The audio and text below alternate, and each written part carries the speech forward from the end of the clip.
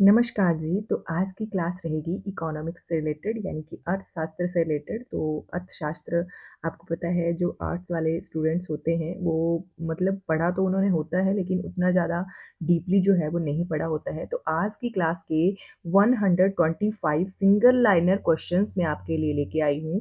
तो बहुत ही ज़्यादा इम्पॉर्टेंट क्वेश्चंस हैं और पूरी इकोनॉमिक्स जो है वो इन्हीं 125 क्वेश्चंस में कंप्लीट हो जाएगी। तो धैर्य के साथ क्लास को एंड तक ज़रूर देखना है और अपने फ्रेंड्स के साथ भी ज़रूर शेयर करना है।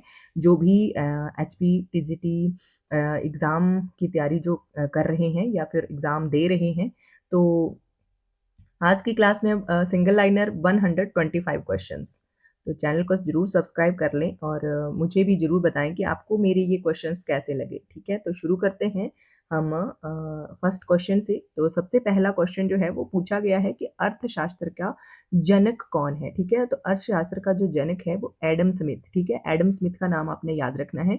और एडम स्मिथ ने पुस्तक लिखी है, कौन सी है? तो an inquiry into the nature and causes of the wealth of nations. ठीक है, ये पुस्तक जो है ये एडम स्मिथ की है और मैक्सिमम एग्जाम्स में यही पुस्तक के बारे में पूछा जाता है। ठीक है, नेक्स्ट क्वेश्चन है कि भारत में योजना अर्थव्यवस्था की शुरुआत कब हुई थी? तो योजना अर्थव्यवस्था की शुरुआत हुई थी 1951 से। ठीक है, भारत में पहली पंचवर्षीय योजना, तो भारत की जो पहली पंचवर्षीय योजना थी वो 1951 से 56 के बीच में आई थी। ठीक है, योजना आयोग की स्थापना कब हुई थी? तो 15 मार्च 1950 को। मैक्सिमम ये तो आपको पता ही होगा कि 1950 को थी, लेकिन डेट भी आपसे पूछी जा सकती है, तो 15 मार्च आपने ज़रूर याद रखना है। नेक्स्ट क्वेश्चन है कि योजना आयोग को प्रस्तावित किया गया, तो योजना आयोग को किसके द्वारा प्रस्तावित किया गया? नीति आयोग के द्वारा। ठीक है, किसके द्वारा? नीति आयोग के द्वारा। नेक्स्ट क्वेश्चन कि अर्थव्यवस्था के प्रमुख क्षेत्र कौन-कौन से हैं? तो अर्थव्यवस्था के प्रमुख क्षेत्र जो हैं वो प्राथमिक, द्वितीयक और तृतीयक। नेक्स्ट है कि भारत की अर्थव्यवस्था, तो भारत की अर्थव्यवस्था कैसी है? मिश्रित अर्थव्यवस्था है। ठीक है, मिश्रित अर्थव्यवस्था है भारत की। नेक्स्ट है कि भारत में राष्ट्रीय आय की गणना करता है, तो भारत में राष्ट्रीय आय की गणना जो है वो सीएसओ करता था, लेकिन अब जो है वो एनएसओ के द्वारा जो है वो भारत की राष्ट्रीय आय की गणना जो है वो की जाती है। नेक्स्ट क्वेश्चन है कि राष्ट्रीय आय का प्रमुख घटक, ठीक है, राष्ट्रीय आय का प्रमुख घटक जो है वो जीडीपी है। जीडीपी को हिंदी में कहते हैं सकल घरेलू उत्पाद। ठीक है, और फुल फॉर्म इसकी होती है जीडीपी की, ग्रोस डोमेस्टिक प्रोडक्ट, और ये कई एग्जाम में पूछी भी जा चुकी है। ठीक है, तो जीडीपी की फुल फॉर्म आपने याद रखनी है। नेक्स्ट है जीएनपी की फुल फॉर्म, तो जीएनपी की फुल फॉर्म है gross national product. Next question है 13 नंबर की प्रति व्यक्ति आय, तो प्रति व्यक्ति आय जो है उसको कैसे मापा जाता है? तो राष्ट्रीय आय को भाग किया जाता है जनसंख्या से। ठीक है, नेक्स्ट क्वेश्चन है कि सबसे अधिक जीडीपी वाला क्षेत्र कौन सा है? ठीक है, सबसे अधिक जहां से सकल घरेलू उत्पाद जो है वो प्राप्त किया जाता है वो है सेवा क्षेत्र, सर्विस सेक्टर जो है, वहां से जीडीपी जो है सबसे अधिक जो है वो प्राप्त होता है। नेक्स्ट है कि भारत की जीडीपी दर 2023-24 जो है वो कितनी थी? 7% के आसपास या लगभग थी।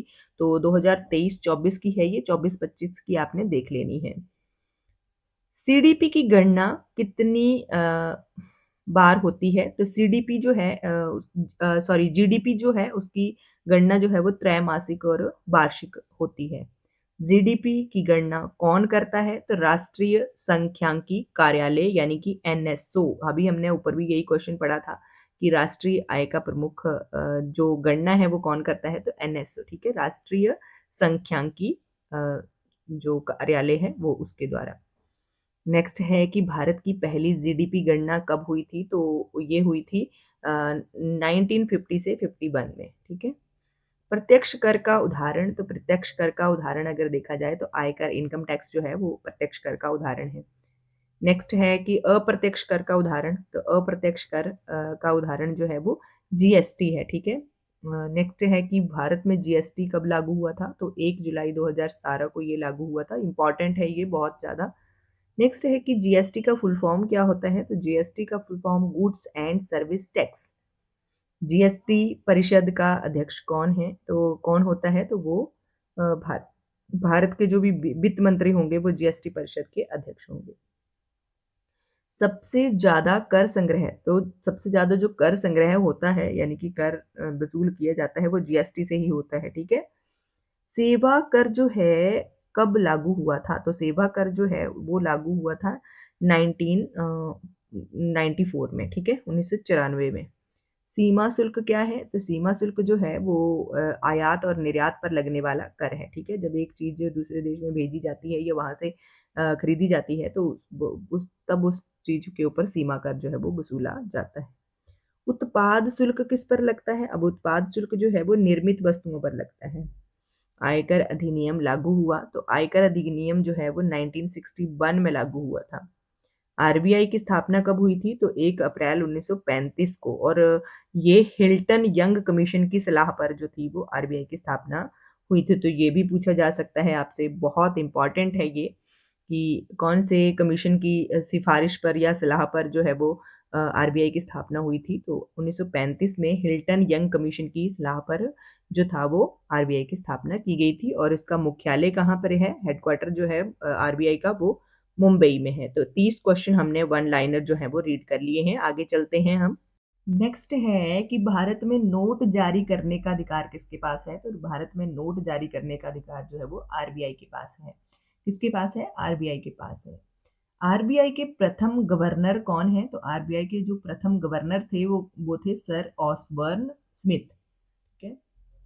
नेक्स्ट क्वेश्चन है कि वर्तमान में आरबीआई के गवर्नर कौन है? तो अभी वर्तमान में आरबीआई के गवर्नर जो है वो संजय मल्होत्रा हैं। 26 नंबर के हैं ये, और 25 नंबर के अगर आपसे पूछे जाते हैं, इनसे पहले जो थे वो शक्तिकांत दास थे, ठीक है? नेक्स्ट है कि बैंक रेट, तो बैंक रेट जो है वो आरबीआई द्वारा तय की जाने वाली ब्याज दर होती है, ठीक है? और रेपो रेट क्या होती है? तो रेपो रेट को बैंकों को ऋण देने की दर को कहा जाता है, ठीक है? बैंकों को जो ऋण दिया जाता है उसको जो है वो उस दर को जो है वो रेपो रेट कहा जाता है। अब रिवर्स रेपो रेट क्या होता है? तो रिवर्स रेपो रेट जो है वो आरबीआई को जमा करने की दर होती है, ठीक है? आगे है एसएलआर की फुल फॉर्म क्या है? तो एसआरएलआर की फुल फॉर्म जो है वो क्या है? स्टैट्यूटरी लिक्विडिटी रेशियो, ठीक है? ये एसएलआर की फुल फॉर्म है, ये पूछी जा सकती है।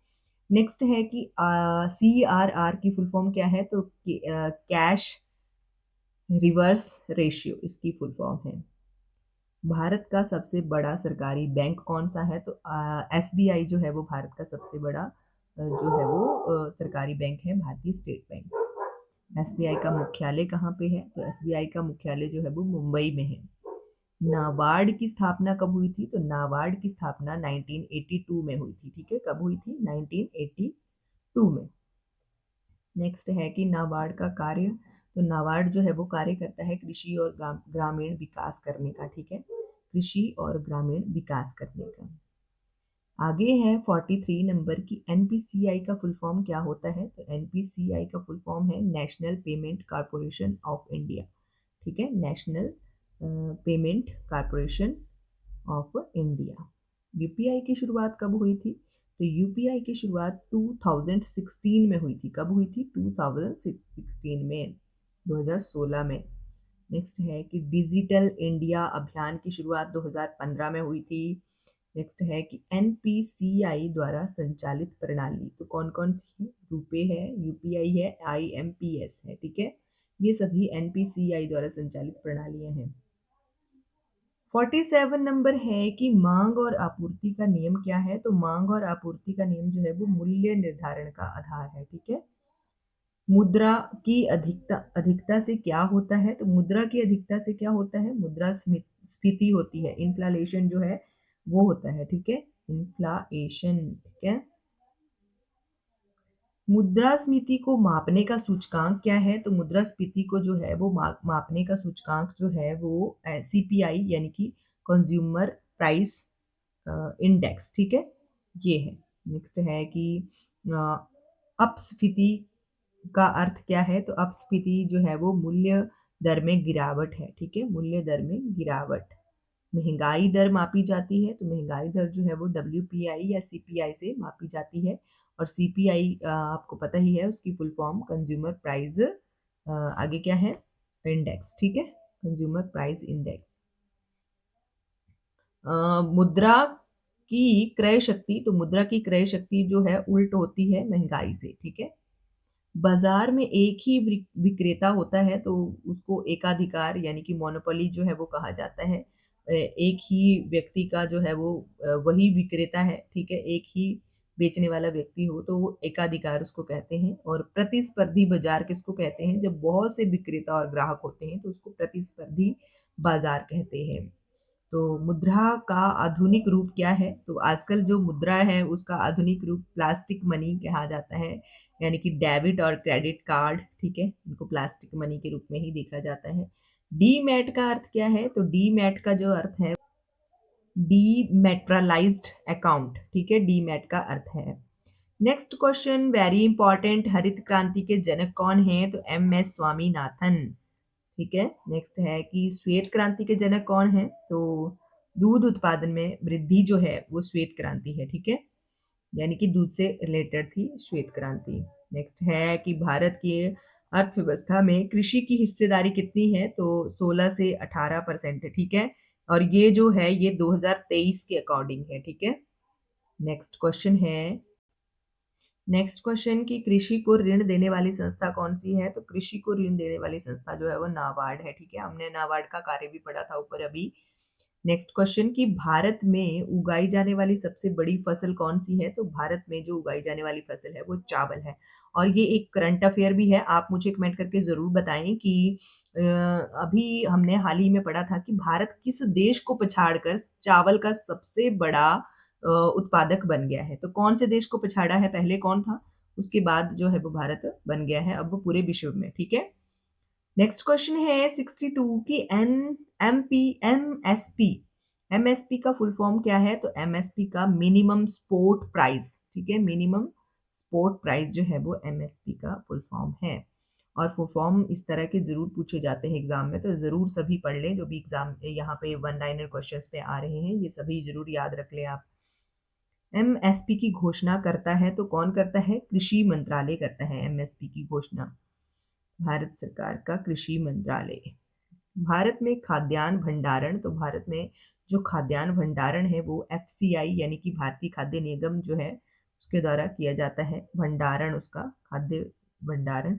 भूमि सुधारों की शुरुआत कब हुई थी? तो 1950 के दशक में हुई थी, ठीक है।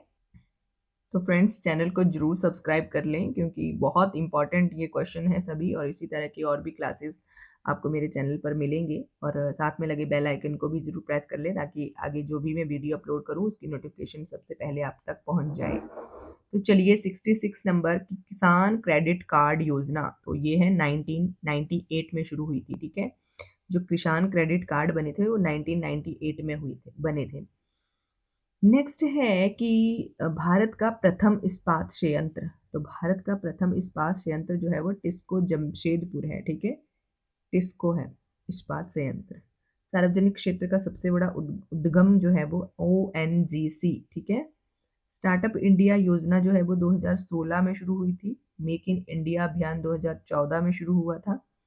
आगे है कि एमएसएमई का अर्थ क्या होता है? सूक्ष्म, लघु और मध्यम उद्योग। पीएलआई योजना का उद्देश्य क्या है? उत्पाद बढ़ाना, ठीक है। औद्योगिक नीति की घोषणा तो 1991 में नई नीति, ठीक है। नव उदारवाद की शुरुआत की किसने की थी? तो कब हुई थी? ये 1991 से सुधारों से, ठीक है, जब उसके उस टाइम नव उदारवाद की शुरुआत हुई थी। प्रत्यक्ष विदेशी निवेश क्या है? तो एफडीआई यानी कि विदेश से पूंजी निवेश करना, ठीक है, प्रत्यक्ष। भारत में एफडीआई का सबसे बड़ा स्रोत क्या है? तो सिंगापुर, ठीक है। आईएमएफ का मुख्यालय कहाँ पर है? वॉशिंगटन डीसी में। और आईएमएफ का फुल फॉर्म क्या है? इंटरनेशनल मॉनेटरी फंड, ठीक है, अंतर्राष्ट्रीय मुद्रा कोष, आईएमएफ, ठीक है।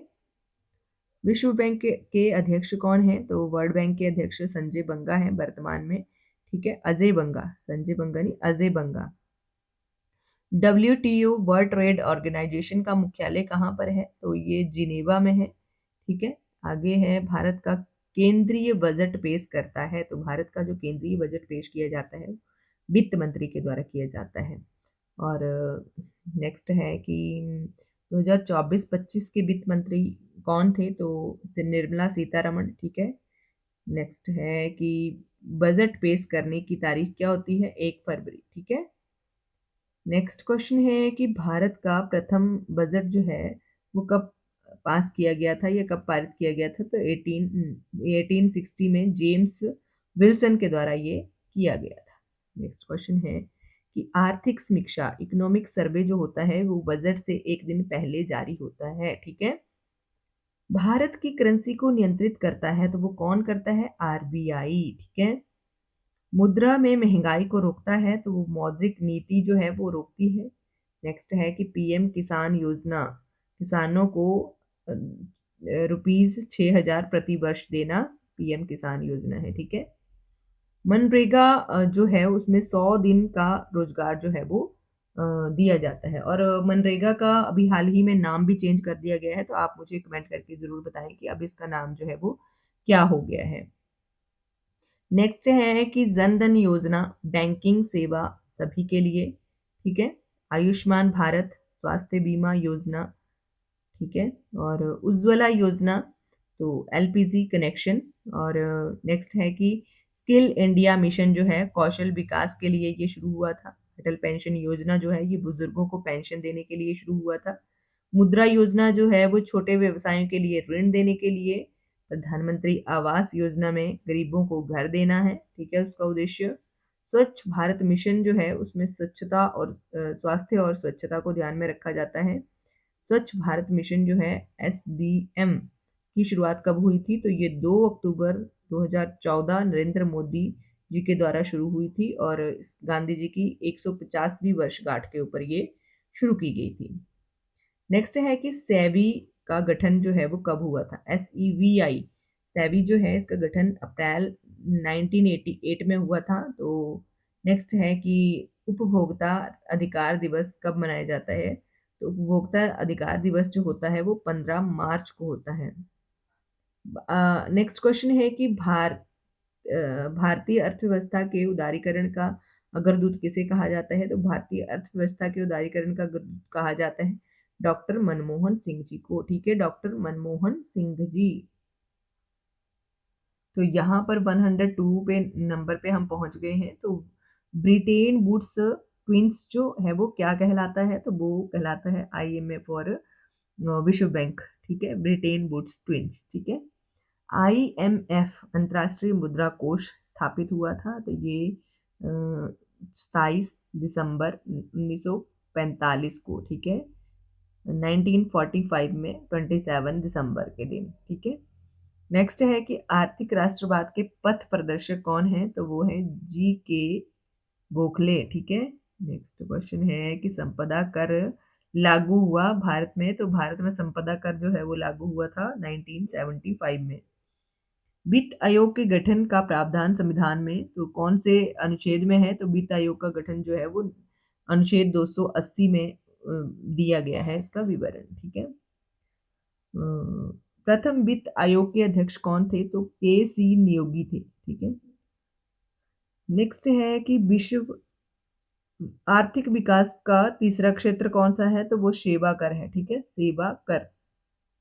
नेक्स्ट है कि एशिया का सबसे पुराना शेयर बाजार कौन सा है? तो वो मुंबई है, ठीक है।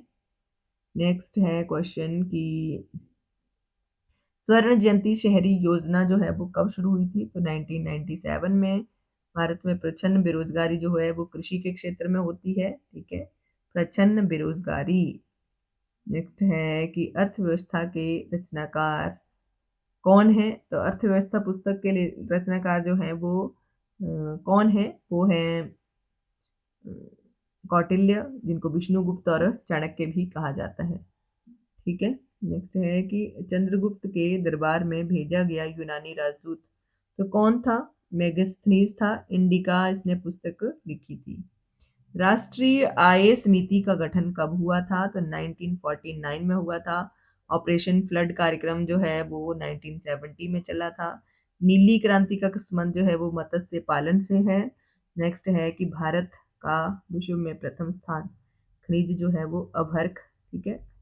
जो भारत में प्रथम स्थान पर जो खनिज जो है वो उपजाया होता है, या प्रथम स्थान किस खनिज का है, तो अभ्रक, ठीक है। भारत प्रथम क्षेत्रीय ग्रामीण बैंकों की स्थापना जो है वो 1975 में हुई थी। नेक्स्ट क्वेश्चन है कि भारत में बैंकों का बैंक जो है वो राष्ट्रीय भारतीय रिजर्व बैंक को कहा जाता है, यानी कि आरबीआई को। नेक्स्ट क्वेश्चन है कि मानव विकास सूचकांक किस अर्थशास्त्री की देन है? तो ये बहुत इंपॉर्टेंट क्वेश्चन है। तो ये है महबूब उल हक की देन, ठीक है। ये पाकिस्तानी व्यक्ति है महबूब उल हक। उनके द्वारा मानव विकास सूचकांक की अर्थव्यवस्था दी गई थी। भारत में अधिकतर बेरोजगारी जो है वो संरचनात्मक है, ठीक है। पी, ट्रिपल पी, ठीक है। तो तीनों पी का अर्थ है परचेजिंग पावर और प्रायोरिटी, ठीक है। तो इसके आधार पर भारत जो है वो उसका स्थान है तीसरा, ठीक है। भारत की अर्थव्यवस्था मिश्रित अर्थव्यवस्था है, ठीक है। जनसंख्या वृद्धि से आर्थिक विकास की गति जो है वो कैसी हो जाती है? अगर जनसंख्या बढ़ती है तो जनसंख्या वृद्धि होती है अगर, तो भारत जो विकास है, आर्थिक विकास है, उसकी गति जो है वो मंद हो जाती है, ठीक है, स्लो हो जाती है। भारत की वित्तीय राजधानी क्या है? तो भारत की वित्तीय राजधानी मुंबई है, ठीक है। तो 125 देख लीजिए, हमने ये सिंगल लाइनर क्वेश्चंस कर लिए हैं। और मेरा ये पक्का दावा है कि अगर आप इन क्वेश्चंस को याद कर लेते हो तो एग्जाम में आपको इन्हीं ही क्वेश्चन में से क्वेश्चंस जो हैं वो देखने को मिलेंगे, और जो भी इकोनॉमिक्स के क्वेश्चन आपको एग्जाम में होंगे वो आप ज़रूर क्लियर कर पाओगे। तो आज की क्लास के लिए बस इतना ही। आई होप कि आपको ये क्लास अच्छी लगी होगी। आप चैनल को ज़रूर सब्सक्राइब कर लेंगे और मुझे भी ज़रूर बताएंगे, जो भी मैंने क्लास में क्वेश्चन आपसे पूछे हैं उनका आंसर भी मुझे कमेंट में ज़रूर देंगे, और कमेंट करके मुझे ये भी बताएंगे कि आपको क्लास कैसी लगी। तो थैंक यू फॉर वॉचिंग।